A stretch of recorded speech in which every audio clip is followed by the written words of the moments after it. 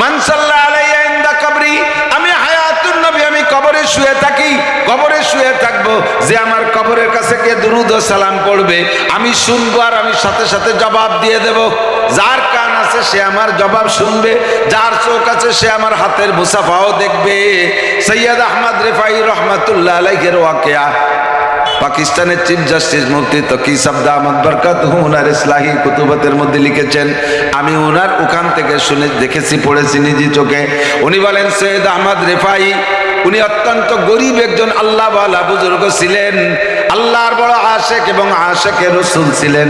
আমাদের দেশের আশেকে রসুলের মতো না, সারা বছর নামাজ নাই, রোজা নাই, হজ নাই, জাকাত নাই, ফরজ নাই, ওয়াজিব নাই, সুন্নত নাই, মুস্তাহাব নাই, দাঁড়ায় মতে খাড়ায় খায়, আইটে আইটে পায়খানা করে, দাড়ি নাই, টুপি নাই, পাগড়ি নাই, ওয়ালের গায়ে একটু আশেকে রসুল রেখে একটু রং মাখায় আর মিছিল দেয়, তার নাম আশেকে রসুল বানাইছে। এরা আশেকে রসুল না ধোঁকাবাজ?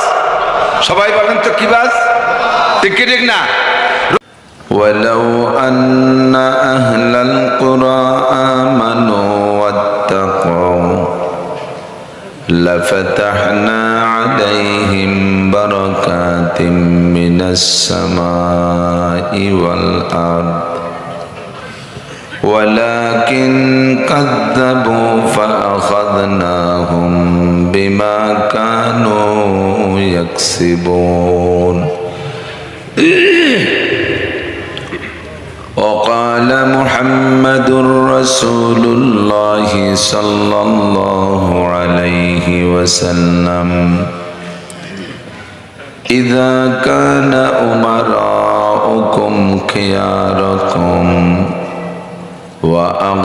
وأغنياؤكم سمحاءكم وأموركم شورى بينكم فظهر الأرض خير من بطنها وإذا كان أمراؤكم شراركم وأغنياؤكم بخلاءكم وأموركم إلى نسائكم فبطن الأرض خير من ظهرها.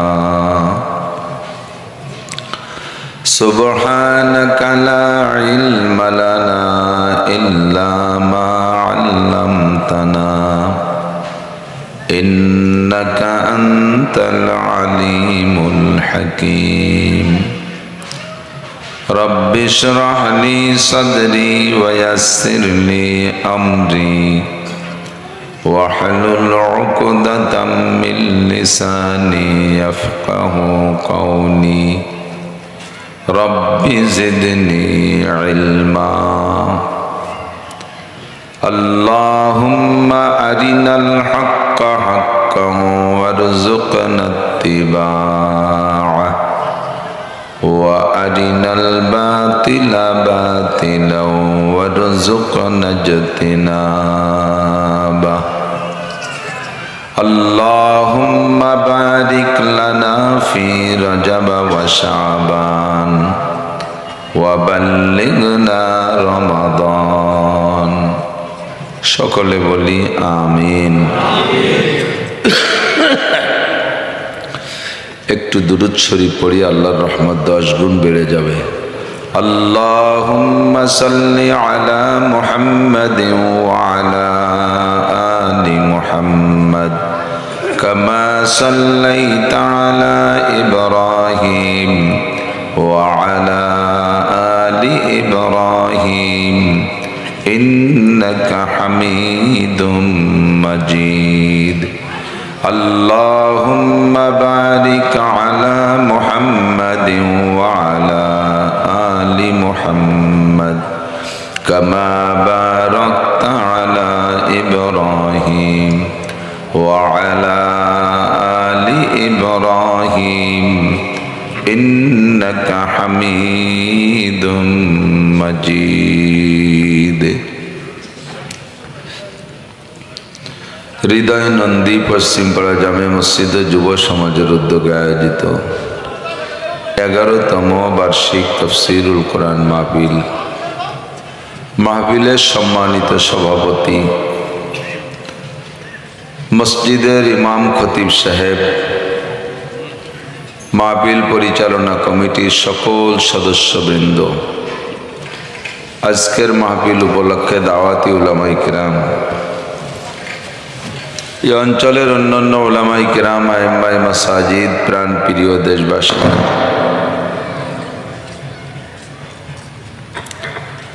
জুমার দিনের পরে সপ্তাহের প্রথম রজনী, মাসটা বড় দামি, রজব মাস, যে মাসে বিশ্বনবী মুহাম্মদুর রাসূলুল্লাহ সাল্লাল্লাহু আলাইহি ওয়াসাল্লামকে আল্লাহ পাক জিবরাইল আর মিকাইলের রাহবারির মাধ্যমে জান্নাতি পরিবহনে চড়াইয়া এক রাত্রে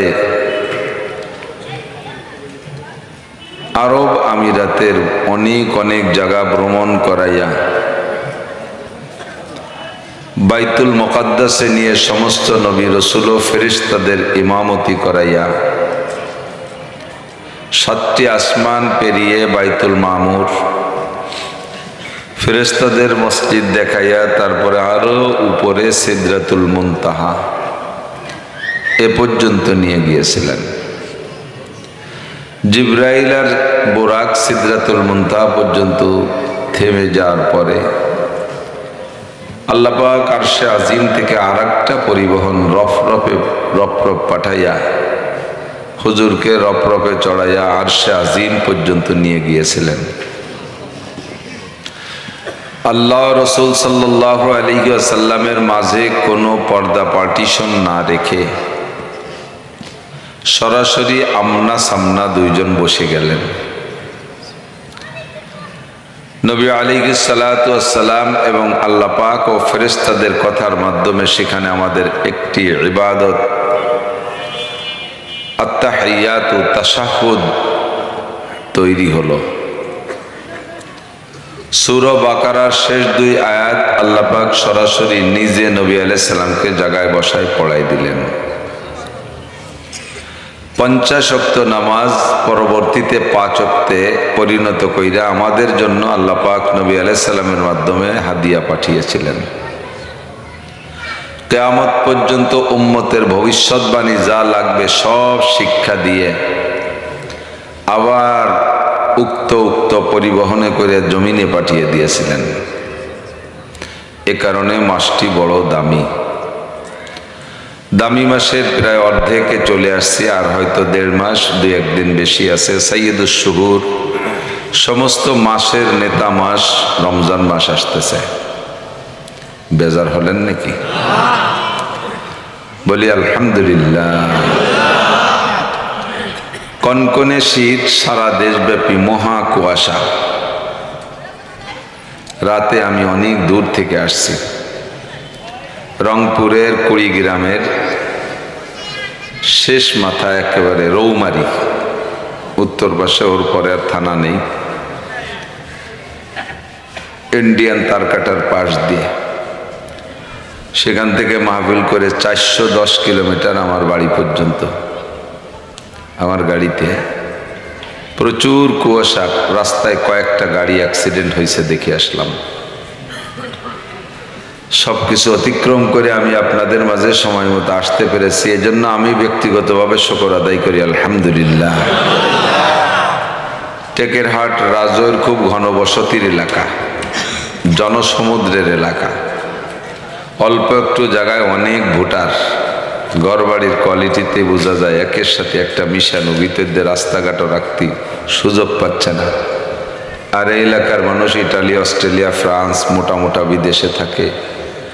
পয়সার গরমে বড় বিল্ডিংও বানানো লাগতেছে, কিন্তু জাগার টানাটানি। ঘনবসতির লক্ষ লক্ষ মানুষের মধ্য থেকে আল্লাহ তাআলা বাছাই ছাঁটাই করে আমাদেরকে মাহফিলের প্রারম্ভে আসার সুযোগ ও তৌফিক দান করেছেন, এজন্য শুকর আদায় করি আলহামদুলিল্লাহ। মাহফিলের সিজন, উন্মুক্ত পরিবেশ, অনুমতি আর ইজাজতের দরকার নাই। পিছনে যেমন চলে গেছে অনেক জয় ঝামেলা, পুজো পাঠের অনুমতি লাগতো না, আল্লাহর ফজলে আমাদের মাহফিলগুলো অনুমতি নিয়ে করা লাগতো। এখন আমরা উন্মুক্তভাবে মাহফিল করতে পারি বিধায় মনে হয় প্রায় একদিন 2 দিনের মাথায় হয়তো এক একটা মাহফিল আপনাদেরও শোনা লাগে। বক্তাদের চাইতে শ্রোতারও পরিশ্রম কম হচ্ছে না। আজ যে পড়া কাইল ওই পড়া, পরের দিন ওই পড়া, না গেলে কেমন দেখা যায় ইত্যাদি মিলিয়ে। আবার শখও হয়, আকর্ষণীয় বক্তা থাকলে তাদের কথা শুনতে মনে চায়, আপনারা যেয়ে থাকেন। তো আবার এই সিজন চলে গেলে 5-6 মাস বিরত থাকবেন। আল্লাহ পাক রব্বুল আলামিন এই সিজনে আমাদের যা শোনার শেখার তৌফিক দেন। প্রত্যেকটা কথা খুব গুরুত্বের সাথে শুনতে হবে। বয়ান শোনার কয়েকটা আদব এদিক। 1 নম্বরে বসার আদব। 1 নম্বরে বসার আদব। শুরুতে আপনি একটু সুন্নতি কাজে বসেন, এরপরে ধীরে ধীরে যেমন সম্ভব হয় সেরকম বসেন। একটা সুন্নতের পর আমল হয়ে গেলে 100 শহীদের সওয়াব পেয়ে গেলেন। এখানে যেমন কথা সংগ্রহ করব, এরকম নেকিও সংগ্রহ করব অল্পের ভিতরে। আবার আমি যদি শুরু থেকে একটু আগায় বসি যায়, পিছনে যারা আসবে তারা বসতে জায়গা পাবেন না। ইকরামের নিয়ত, এই ইকরামের নিয়তে গায়ে মিশে বসলে পরে আর একটা সুন্নতের পর আমল হবে, তাতে 10 বছর এতেকাবের নেকি পেয়ে যাবেন। সামনে রমজান মাস আসতেছে, রমজান মাসের শেষ 10 দিন মসজিদে মহল্লার থেকে 2-1 জন হলে এতেকাবে বসা লাগে না? এই এতেকাবে কারে বসাবেন? স্বেচ্ছায় তো খুব একটা বসতেই চায় না। অনেক এলাকায় আছে পয়সা দিয়ে বসানো লাগে, যে তুমি 10 দিন যা কামাই রোজগার করবো আমরা দিবানি, একটু বসো। এরকম কিসের এতেকাপ আছে না? কামলা এতেকাপ। এরপরে বসতি বসানো হয় কাদের? একেবারে সমাজের মহল্লার বাকড়াই মাল। হাসবে কম, বসবে বেশি। যারে দিয়ে সংসারেও কোনো কাজ চলে না, সমাজেও লাগে না, আতাল কুড়িয়ে বারেন্দায় পড়ে। আতাল কুড়িয়ে বোঝেন তো? যে গরু দিয়ে হাল চাষ করা যায় না, আতালে পড়িয়ে, তার না হলে আতাল কুড়িয়ে। এইরকম 80-90 বছরে প্রাচীন আতাল কুড়িয়ে প্যারালাইসিসের রোগী, তাই কয়টারে আতা সাইন করে মসজিদে শোয়াইতে এসে। এতেকাপের নাম হলো এতেকাপে বসা। যাদেরকে দেশে তারা বসতে পারে না, এতেকাপে শোয়। এই জন্য এতেকাপের নাম হয়েছে এতেকাপে শোয়া। তারাও যাইয়া ওই বুড়োরা বাইরে কোনো কাজ নাই, ঘরেও থাকি বিরক্ত করতো, কাশিয়ে পাই দিয়ে আগিয়ে পাই দিয়ে বিছেন পাটি নষ্ট করতো, বাড়ি এলারা বিরক্ত হয়ে যেত। তাই তারা 10 দিনের জন্য কোনো মতে একটু বিরতি নেওয়ার জন্য ওনারা চুয়েছে মসজিদে। ও বুড়ো তারপরও মসজিদে থাকতে চায় না, কই মাসের মতো কানে আটতে দরজার দ্বারে চলে আসে। অর্ধেক মসজিদের মধ্যে আর অর্ধেক বাইরে। ওই জায়গায় কায়তে শুয়ে, এই ডলি বিড়ি দিয়ে যা,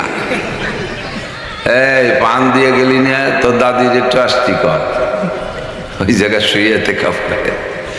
10টা দিন যদি সহি তরিকায় এতেকাফ করে কোনো মানুষ মসজিদে, আল্লাহর কসম তার থেকে সবে কদর মিস হবে না। সবে কদর মিস হবে না। রাত্রে ইবাদত যদি নাও করে, নফল ইবাদত ঈশা, তারাবি আর ফজরে যদি জামাতে পড়ে, তাতে আল্লাহ তাআলা সবে কদরের সম্পূর্ণ ফজিলত দিয়ে দেয়। তো এতেকাব যে করে, সে যদি সহি তরিকে এতেকাব করে, তার তো আর ওই রাত তো আর মিস নেই। কাজেই তার সবে কদরের মিস হওয়ার কোনো সম্ভাবনা নেই। আর সবে কদর মানে তো জানা আছে, খয়রুম মিন আলফি শাহর, 1000 মাস ইবাদতের চাইতেও বেশি নেকি। তো এত বড় ফজিলতের ইবাদত সবে কি বলা হয় ইতিকাফ, মাত্র 10 দিন, তাই করতে চাই না, আমিও চাই না, আপনিও চান না। প্রত্যেকেরই ওই সময় প্রচুর ব্যস্ততা পেঁচে যায়। আর এই ময়দানে আইসা আর একজনকে বসতে জায়গা দেব নিয়ত করে একটু মিশে মিশে আগায় বসলে 10 বছর ইতিকাফের নেকি। শুধু সুবহানাল্লাহ পর্যন্ত শেষ না, একটা ডলাই দিয়ে আগে আসতে হবে। একটু ভাষা ঘষে আগে আসছে, সুবহানাল্লাহ কইলেন মানে আল্লাহরে বলদ বুঝাই দিলেন যে আল্লাহ তুমি যা কইলে তো খুব ভালো কথা কইলে, কিন্তু আমার এই জায়গা ছাড়া সম্ভব না। ঘন ঘন করে বসলে শীতের সময় তো ঘন হলে বসলে আলহামদুলিল্লাহ মজাও বেশি হবে, গরম বেশি হবে। শুক্রিয়া, শুক্রিয়া, অসংখ্য সকল আপনাদের ধন্যবাদ জানাচ্ছি। অনেক জায়গার মানুষ এই বারবার বললেও আসে না। আমাদের এলাকার মানুষের ভিতরে এই মান্যতা খুবই ভালো। এটারও আর একটা কারণ আছে, হক্কানি পীর মাশায়েখ তো এলাকায় ছিলেন, তাদের সোহবতের কারণে এই প্রশিক্ষণটা আছে আলহামদুলিল্লাহ। ওলামায়ে কওমি, ওলামায়ে দেওবন্দি, ওলামায়ে আমাদের এলাকার যথেষ্ট ওলামায়ে কিরাম আছে হার লাইনের, তাদের সাথে সোহবত পাইতে পাইতে এই যোগ্যতাটা অর্জন হয়েছে, এটাও শুকর আদায় করি আলহামদুলিল্লাহ।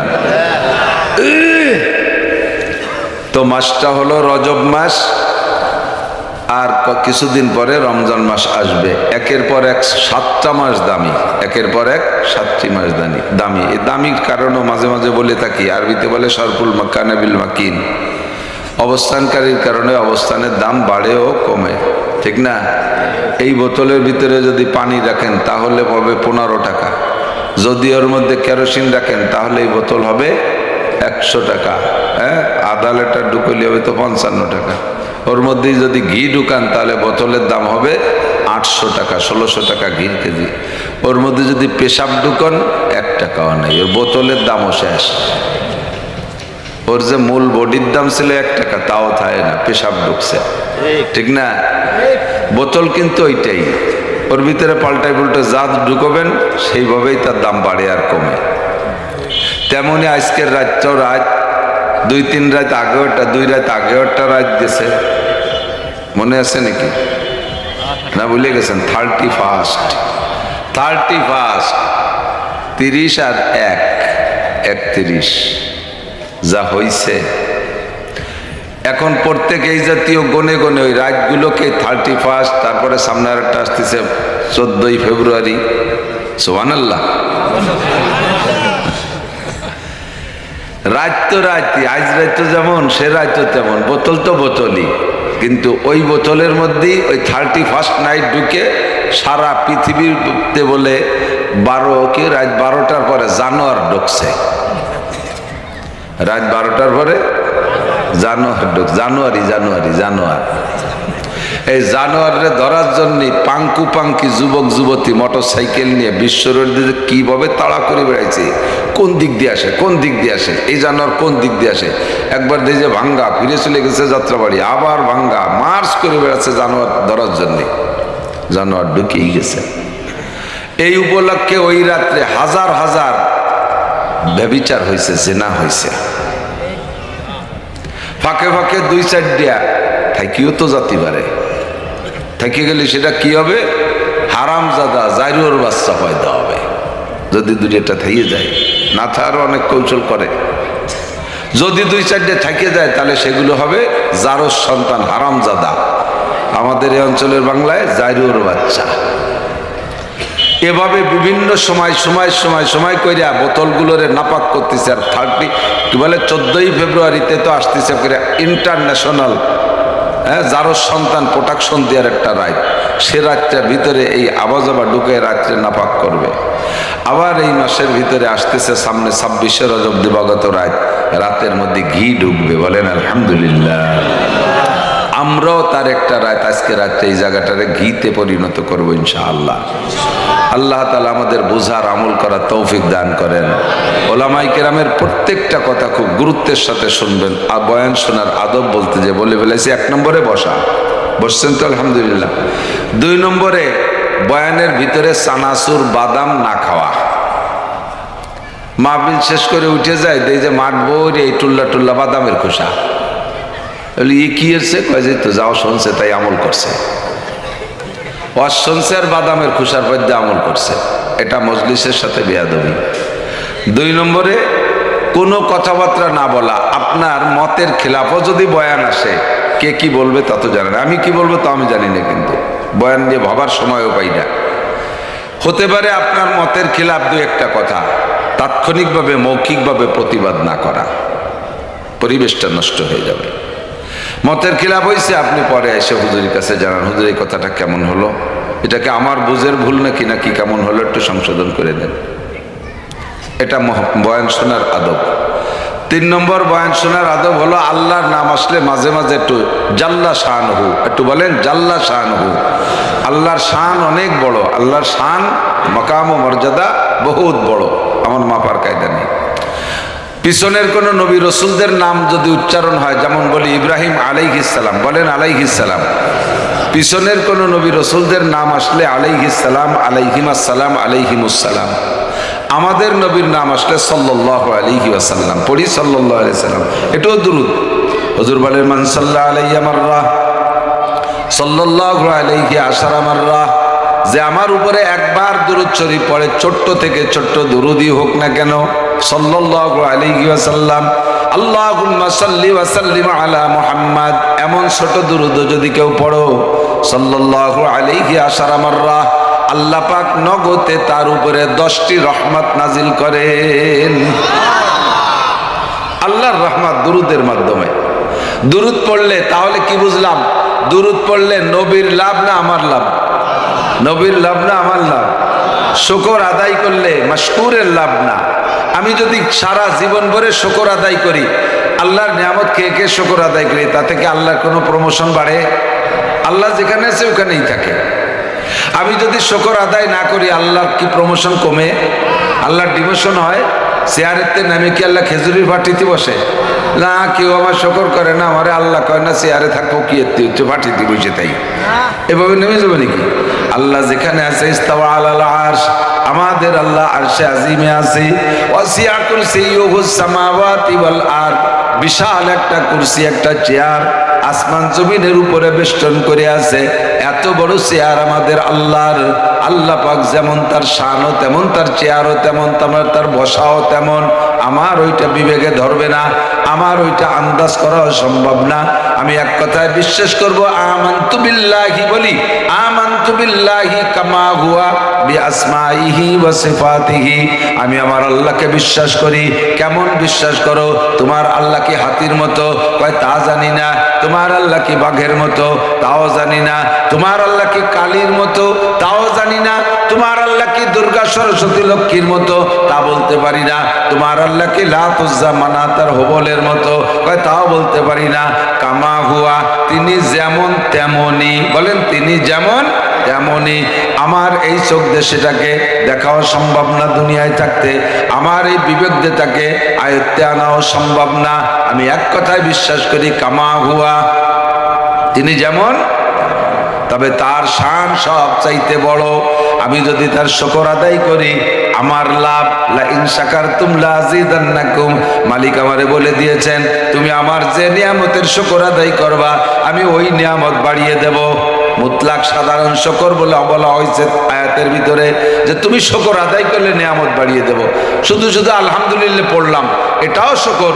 বাকি যদি এক একটা নিয়ামতকে টার্গেট করে বলি, ভালো পানি পান করলাম আলহামদুলিল্লাহ, ভালো পানি বেড়ে যাবে। ভালো ফল খাইলাম আলহামদুলিল্লাহ, আরো ভালো ফল বেড়ে যাবে। ভালো মাছ খাইলাম আলহামদুলিল্লাহ, মাছ বেড়ে যাবে। ভালো গোশ খাইলাম আলহামদুলিল্লাহ, গোশ বেড়ে যাবে। সুন্দর একটা মাহফিলের বয়ান শুনলাম আলহামদুলিল্লাহ, এখানে আমি যতক্ষণ বসে থাকবো, যতগুলো কথা শুনবো, প্রত্যেক এক একটা কথার বিনিময় আমাকে 60 বছর নফল নামাজ ও রোজার নেকি দান করা হবে। কাজেই মাহফিলটা আমার নিয়ামত, মাহফিল আমার নিয়ামত। এই মাহফিলের পর শুকর আদায় করি আলহামদুলিল্লাহ। বিগত হাজারো বাধা বিপত্তির উপরে, বাধা বিপত্তির ভিতর দিয়ে মাহফিল করেছি, কষ্ট দুঃখ ভিতরে নিয়ে আমরা শুকর আদায় করেছি মাহফিলে আসতে পেরে আলহামদুলিল্লাহ। তাই তো আল্লাহ আমাদের নিয়ামত বাড়ায় দিয়েছে। আমাদের মাহফিলের থেকে সব নিষেধাজ্ঞা উঠে গেছে। কতক্ষণ ঠিক না? একটু চোখে হাত আঙ্গুল দিয়ে ধরাই দিলাম যে নিয়ামতের শুকর আদায় করলে নিয়ামত বাড়ে কিভাবে। বিগত সময় কয়েক বছর যাবত আমরা উন্মুক্ত মাহফিল করতে পারি নাই, মনের উপরে বড় প্রেসার ছিল। তারপরও যতটুকু করছি মাহফিল আইসা আমরা উলামায়ে কেরাম আপনাদেরকে দিয়ে শুকর আদায় করাইছি, বলি আলহামদুলিল্লাহ। আর সেই আলহামদুলিল্লাহর বিনিময়ে আল্লাহ নিয়ামত বাড়াই দিছে। এখন আমাদের কোনো বাধ্যবাধকতা নাই, এটাই হলো নিয়ামত বাড়ানোর একটা আলামত। তবে প্রমাণ হলো, আমরা যদি নিয়ামতের শুকর আদায় করি, আল্লাহর কোনো পদমর্যাদা বাড়ে না, আল্লাহর কোনো সম্মানের উন্নতি অগ্রগতি হয় না। আল্লাহ যেখানে আছে সেখানেই থাকে। শুকর আদায় করলে শাকের অর্থাৎ শুকর গুজার যে শুকর আদায় করে লাভ তারই হয়। কথা কন? একজন বড় লোক, শিল্পপতি, কোটিপতি, সে যেখানে আছে, আকিস সাহেব আছে, তারা জায়গায় আছে। আকিস সাহেবের কোনো উত্থান পতন নাই, বরঞ্চ উত্থানই আছে, বাড়তেই তালে আছে। আর আকিস সাহেব বা এরকম বড় লোকরা যদি কোনো গরিবরে 5,000 টাকা দেয়, আর গরিব যদি ওই টাকা পাইয়ে আলহামদুলিল্লাহ আলহামদুলিল্লাহ, আপনার মতো কেউ নাই, জীবনে কেউ এত দেই নেই, এ দিলি এই শীতকালে এখন 80 টাকা দামের কম্বল দেয়, তাই দিয়ে ছাগলের জ্যাকেট বানাতে হয়, আর ওই রমজান এখন লুঙ্গি দেয়, তাই এক দোয়া দেওয়ার পরে মার্কেটে যায় ওই এক্সেলের মতো এপাশ ওপাশ সব দেওয়া যায়।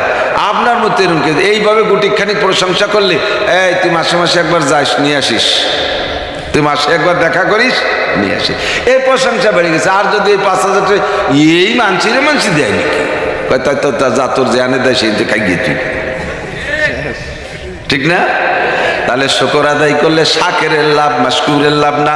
মাশকুর মানে যার শুকর আদায় করা হয় তাকে বলে মাশকুর, মাশকুরের লাভ নাই। শাকের মানে শুকর গুজার, শুকর যে করে তারই লাভ। তেমনি দুরূদ পড়লে আমার নবীর কোনো উন্নতি অগ্রগতি নাই, নবী যে হালাতে আছে সেই হালাতে আছে। সারা পৃথিবীর কেউ যদি দুরূদ ও সালাম না পাঠায়, আমার নবীর শান্তির কবরে অভাব নাই, কবরে শান্তির অভাব নাই, সম্মানের অভাব নাই। আল্লাহ পাক একবারই দিয়ে রাখছে মাকামে মাহমুদ, মাকামে মাহমুদ নবীর জন্য বরাদ্দ রেখেছেন, বলেন না সুবহানাল্লাহ। আমি আপনি দুরূদ না পড়লে মাকামে মাহমুদ থেকে নবী নেমে যাবেন তা না, নবী যেখানে আছে সেখানে থাকবে।